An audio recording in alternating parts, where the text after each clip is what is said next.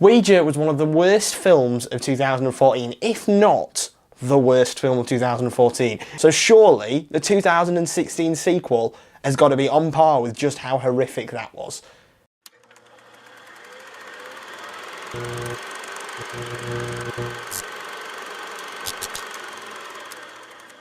But no, this film is actually good. What is that you say, Dawson? This film's actually good. This film is actually written and directed by none other than Mike Flanagan. Mike Flanagan is slowly becoming one of my favourite ever directors, never mind just horror directors, because he has made 5 films to date, major releases, and all of them have been just amazing. Hush, which came out this year. He also directed the film Oculus and Before I Wake Up, all of which were stunning horror films. Oculus, again, a standout film in 2013. This is no exception to how good Mike Flanagan is. He's managed to turn around a franchise which was so awful and actually make it not only a watchable sequel, but a sequel that I will probably watch over and over again and enjoy and enjoy and enjoy and enjoy. So as I said, this film is written and directed by Mike Flanagan, but it has a completely new cast. You've got Annalyn Basso, Elizabeth Reset and Lulu Wilson, who play these 3 girls who live in this house. You've got the mum, the 2 daughters, and when they get this Ouija board, which is the base plot of the film, is this family runs a fake seance business, and then eventually they're like, maybe we need to step up the game a bit, so they buy this Ouija board, things kick off. But then this girl, who the youngest daughter in the family, starts using this Ouija board. She realises that maybe she's a bit more connected to this and she can start talking to people and hearing people. And then the plot gets creepier and creepier, and this idea of hauntings and the Exorcist style things work really, really well. But to me, the thing that stood out most was how it used and conveyed horror. See, I am a big hater of modern day horror. I think it can't be done. You can't make a good modern day horror film because there's so many flaws. You fill it with jump scares, you fill it with horrible casts, and you fill it with a boring cliche story. And this may, to some people, as the people I saw it with thought, have a bit of a cliche storyline.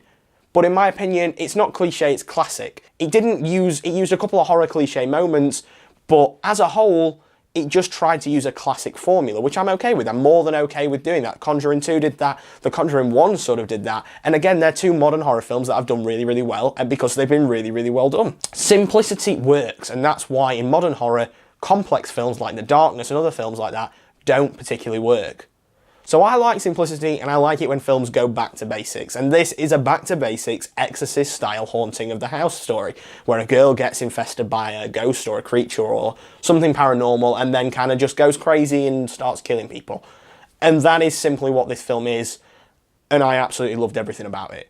The fact that it doesn't use jump scares made me so very, very happy. That in itself gets multiple marks. You know, that's tick, tick, tick, tick, tick. And now a film that doesn't do that has finally come to light, and it's a mainstream audience film, and I think it's going to put loads of people off that the original was terrible, which is why I feel like, as a PSA and a film justice warrior, that I should get people to go and see this film, because if you do appreciate horror in any way, shape or form, and you do like that classic horror style, you will absolutely love every second of this film. The cast is fantastic. Every single actor in this role gets better and better as the film goes on, and you just attach to all these characters. Especially props to Lulu Wilson, who plays the little girl who I showed earlier, who gets possessed by the demons. She plays just a stunning role, and it's on par with that of the role of the little girl in The Conjuring 2. Now again, I keep on comparing it to The Conjuring 2 because in its way and its style, it is very much like that. But what you will notice is this film does the extra mile. It keeps on going and keeps on going to try and build you into this idea that you are watching a film from the 1960s, whether that be the camera choices, whether that be the shot styles, or whether that be some more stylistic choices. Overall, this film kept on building me up to these big moments and kept on using tension to build the horror, which is something I really appreciate in a horror film nowadays. Not many films do that. They just rely on jump scares and loud music cues. This didn't do that. It built tension up and built tension up, so when really creepy things did happen, you were kind of got by it. But what I will say, and it's probably only one of 2 flaws, is that sometimes its scares weren't that effective. And I don't know if that was because I was watching it in a room full of people, and that doesn't normally scare me. But I have watched sometimes horror films in a room full of people, and they have scared me. This, on the other hand, just didn't always go out. But I imagine watching this home alone, with no one around in the darkness, will probably creep you the hell out. But I think that's down to an environment factor. And the other thing is it does try to use some CGI in parts. Now, I'm not talking like people running on walls and things like that. That all looked really good. But there is this CGI monster type thing, which you've seen in the trailers and other things, and it just did not look right at all. It did not fit in with the story, and it really kind of took me out of it. And that's why I'm deducting a couple of marks from it because of that. But everything else in this film was pretty on point with what it wanted. It had an amazing cast, an amazing storyline, and amazing style choices. Now, these style choices are things that I haven't really spoken about because I've kind of been putting them in my own thing. For example, in the top left, there's been cigarette burns appearing every so often. And the film does that throughout the entire film. And to me, that just got me. That was the point when I was like, yes, that idea of trying to bring in old film techniques, even though I doubt it used actual film, to put that in there just to make it feel a bit older, to use the original Universal logo. It has so many style choices that it's just fantastic. I really appreciate what it was doing with its filmmaking, and in that sense, I fell in love with the style that it was done in.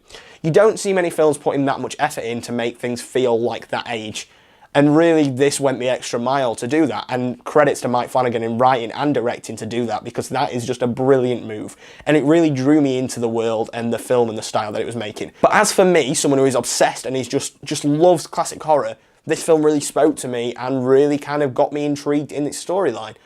This film is not for everyone. I can imagine most people going to see this film and thinking, yeah, that was alright, it was just a 3.5-star film, 3-star film, you know, it wasn't anything fantastic, used a bit of a cliche plot. But I think it went back to basics. I think there was a formula to it, and it went above and beyond to try and get that formula right. And in my opinion, it got it right. It didn't use jump scares, it used a completely unknown cast, it had brilliant style choices, and it had a storyline which kept me intrigued with a cast that I actually cared about. This is one of the better horror films of the year. After the absolute trash that was Ouija, this is something you should definitely go and watch. I'm going to give Ouija Origin of Evil 4.5 stars out of 5. So if you enjoyed that review, please give me a like and a comment, subscribe. Thank you so much to everyone that watched my Jack Reacher review, gave it a like, gave me a subscribe. I really appreciate all the feedback that people gave me. It made me feel really good, and it made me want to do more and more and more for this. And even sooner than this, we're going to get another review by tomorrow of Doctor Strange, so make sure you are looking forward and looking for that. So you should be sticking right here on My Week in Media to see more of my beautiful face, more reviews, and just more and more content. If you did like this video, please give it a subscribe. I have been Dawson. This is obviously My Week in Media, and stay put right here for more and more new releases.